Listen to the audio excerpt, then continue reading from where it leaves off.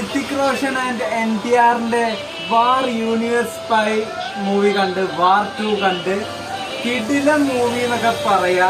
പക്ഷെ വാർ ഫസ്റ്റിന്റെ അത്ര പോരാന്ന് ചിലവർ പറയുന്നുണ്ട്. ഷസാമൊക്കെ പറയുന്നത് ഒട്ടും ഉൾക്കൊള്ളാൻ പറ്റുന്നില്ല.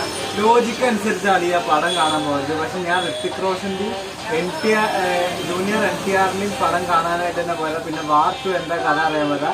ഫസ്റ്റിന്റെ തന്നെ മേക്ക് ചെയ്തിട്ട് ഒന്ന് മാറ്റിയെടുത്തതെന്നുള്ളൂ.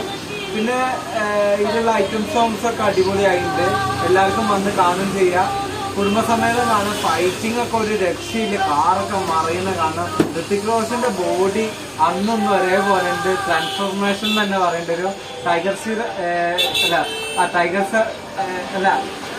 ജൂനിയർ NTRും ഋത്തിക് റോഷന്റെയും ഫൈറ്റാണ് എനിക്ക് ഭയങ്കര ഇഷ്ടപ്പെട്ട. കാർ ചേസിംഗ് ഉണ്ട്, അതൊക്കെ നിങ്ങൾ കാണണം. ഇനി വേറൊക്കെ പറഞ്ഞ സ്പോയിലർ ആവും. അപ്പൊ തിയേറ്ററിൽ മസ്റ്റായിട്ട് കാണണം.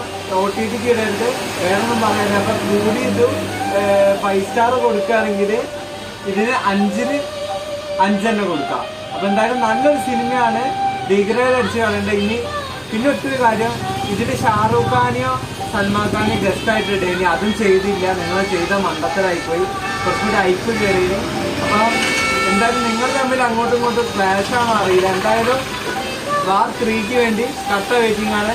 എന്തായാലും അടിപൊളിയുണ്ട് ഋത്തിക് റോഷനും ജൂനിയർ NTRും.